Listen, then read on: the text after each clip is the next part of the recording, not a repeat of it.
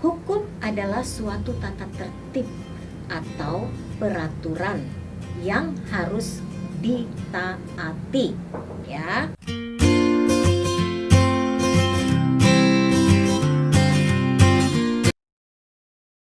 Anak-anak, jumpa lagi dengan Ibu Eva. Kali ini materi yang akan Ibu berikan adalah mengenai sistem hukum di Indonesia. Ya, sistem hukum di Indonesia. Nah, sebelum kita jauh mempelajari sistem hukum di Indonesia, Ibu pengen tahu dulu, apa sih itu hukum? Apa sih yang dimaksud dengan hukum? Ayo. Hukum adalah suatu tata tertib atau peraturan yang harus ditaati, ya. Apabila kita melanggar, maka hari itu juga kita akan dikenakan sanksi, ya. Sanksinya itu nyata dan tegas. Contohnya, ketika kalian melanggar peraturan lalu lintas, ya, itu artinya kalian sudah melanggar tata tertib. Maka hari itu juga kamu sudah dikenakan sanksi. Ya, hari itu juga kamu langsung kena sanksi. Ya, nah, sanksinya kamu bisa ditilang ataupun didenda. Ya, begitu juga di dalam sekolah. Di sekolah juga ada tata tertib. Ya, tata tertib. Contohnya ketika kamu melanggar tata tertib sekolah, kamu tidak memakai baju seragam atau kamu datang terlambat, maka hari itu juga kamu kena sanksi. Ya, karena itu adalah suatu peraturan yang harus ditaati. Nah, di sini Ibu akan memberikan bagaimana sih penggolongan hukum atau macam-macam penggolongan hukum yang ada di Indonesia. Ya, yang pertama itu ada penggolongan hukum berdasarkan bentuknya. Bentuk ya, Nak, ya, berdasarkan bentuk. Nah, berdasarkan bentuknya itu ada hukum tertulis dan ada hukum tidak tertulis. Ya, penggolongan hukum tertulis itu adalah penggolongan atau hukum yang tercantum di dalam peraturan perundang-undangan secara tertulis. Nah, itu hukum tertulis. Nah, yang kedua adalah hukum yang tidak tertulis.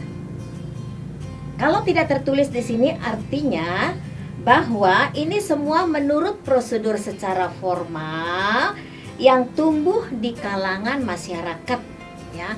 Jadi tumbuh secara formal di kalangan masyarakat, dia tidak tertulis, ya, tapi ada suatu hukum yang mengatur. Itu tadi hukum menurut bentuknya, ya.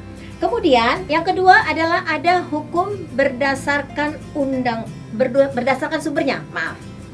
Yang kedua adalah hukum berdasarkan sumbernya, ya. Hukum berdasarkan sumbernya itu ada pertama hukum undang-undang. Ya. Hukum undang-undang itu adalah hukum yang terletak atau tercantum di dalam peraturan perundang-undangan. Ya, itu hukum undang-undang. Kemudian yang kedua adalah hukum kebiasaan. Ini biasanya terdapat di dalam adat istiadat. Ya, adat istiadat, suatu kebiasaan. Contohnya, kalau di dalam hukum adat kan ada seorang anak selalu duduk di depan pintu misalnya kan. Nah, itu tidak boleh, itu peraturan. Itu adalah hukum adat bahwa seorang anak tidak boleh duduk di depan pintu.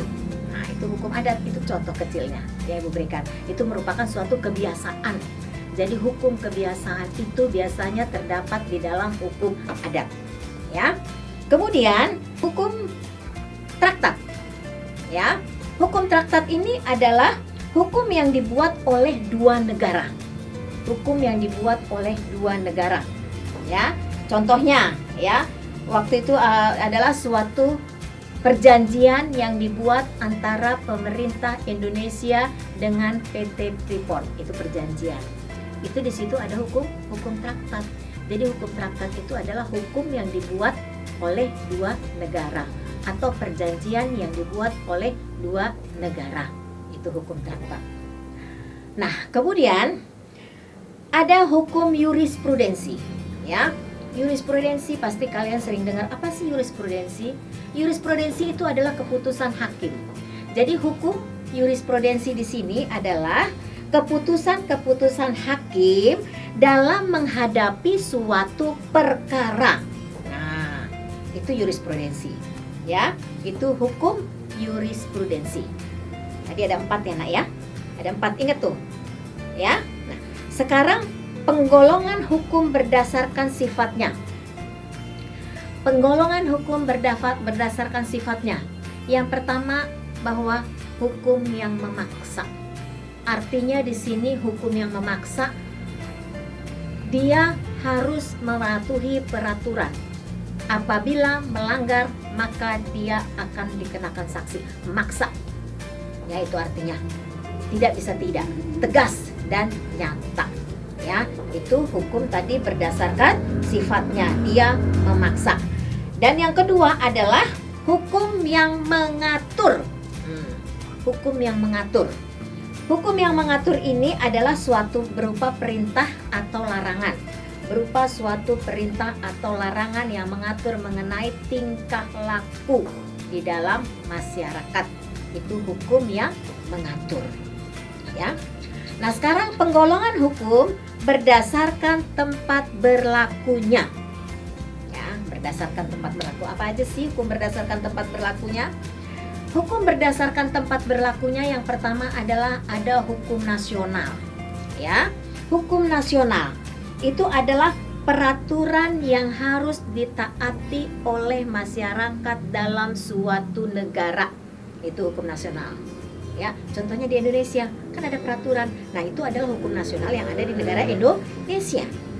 Ya, jadi kita harus mematuhi peraturan yang ada di dalam suatu negara. Itu hukum nasional. Ya, tadi berdasarkan tempat berlakunya. Kemudian yang kedua adalah hukum internasional. Hukum internasional adalah hukum yang mengatur segala aktivitas atau sesuatu yang berskala internasional. Itu hukum internasional. Kemudian yang ketiga adalah ada hukum asing. Ya, hukum asing itu adalah hukum yang berlaku di negara lain. Jadi apabila ada orang Indonesia yang melakukan tindak pidana di negara lain, maka dia akan dikenakan pengadilan yang ada di negara lain.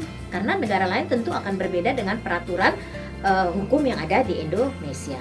Itu hukum asing, ya. Hukum asing adalah peraturan hukum yang ada di negara lain, ya. Kemudian yang keempat adalah hukum gereja. Ya, hukum gereja. Hukum gereja ini merupakan suatu norma-norma yang berlaku di dalam gereja bagi anggota jemaatnya. Ya, jadi di gereja juga ada suatu peraturan, ada suatu norma. Jadi apabila anggota jemaatnya melanggar peraturan, maka berlakulah hukum atau tata tertib yang ada di dalam gereja. Ya, itu hukum gereja. Nah, kemudian selanjutnya adalah hukum berdasarkan tempat waktu, berdasarkan waktu berlakunya, ya, berdasarkan waktu berlakunya. Berdasarkan waktu, kalau waktu itu waktu, ya, berarti kalau hukum berdasarkan waktunya adalah hukum waktu yang sekarang dan hukum untuk waktu yang akan datang. Ini hukum berdasarkan waktunya.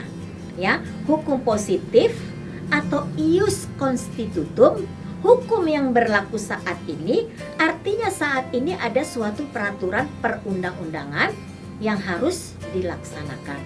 Hukum yang berlaku saat ini.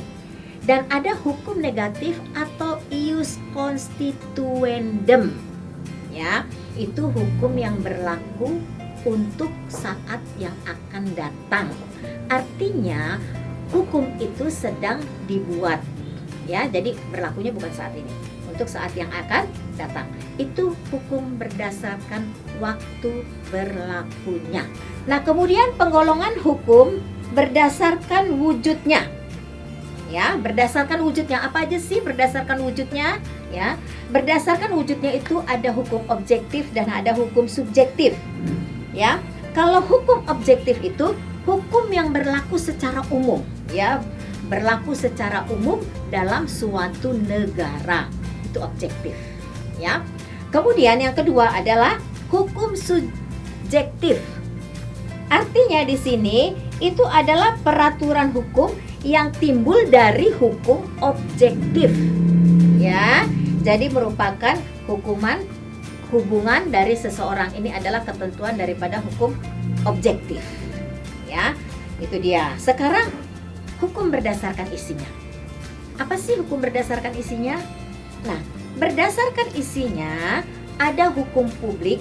Ya, ini artinya bahwa hukum yang mengatur hubungan antara badan hukum dengan pemerintah, ya. Kemudian yang kedua adalah hukum privat. Hukum privat adalah hukum yang mengatur hubungan antara sesama manusia, antara satu orang dengan orang lain, ya. Nah, ini menitik beratkan kepada perorangan, ya. Itu tadi hukum privat. Itu adalah tadi hukum privat, ya. Hukum hukum yang berhubungan dengan perorangan, ya nak ya. Itu dia hukum privat. Nah, kemudian hukum berdasarkan cara mempertahankannya. Nah, cara mempertahankannya apa aja? Cara mempertahankannya ada hukum material. Hukum material itu adalah hukum yang berisi tentang perintah dan larangan yang tercantum di dalam KUHP. Nah, Kitab Undang-Undang Hukum Pidana. Ya. Nah, itu semua diatur di situ, ya. Itu diatur di dalam Kitab Undang-Undang Hukum Perdata atau Pidana, ya. Kemudian yang kedua adalah hukum formal. Hukum formal, ya. Hukum formal itu adalah suatu proses hukum acara yang memuat peraturan yang mengatur tentang bagaimana cara menjangkau suatu masalah ke pengadilan. Ya, itu adalah hukum formal. Ya. Nah, ingat itu ya.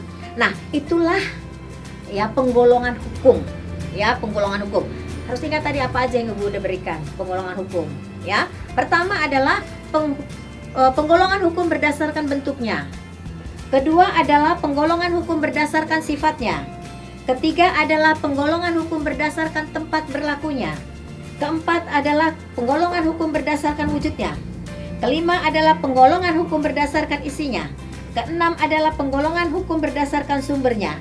Dan kemudian adalah penggolongan hukum berdasarkan cara mempertahankannya. Ya, jadi kalian harus ingat apa sih penggolongan hukum, ya. Jangan lupa lagi macam-macam penggolongan hukum. Ya, tadi Ibu sudah berikan supaya kalian camkan, kalian pahami, ya.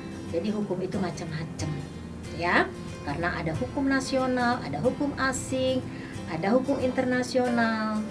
Ya, nah, Ibu rasa kalian sudah mengerti. Jadi apa itu hukum, fungsi hukum, ya?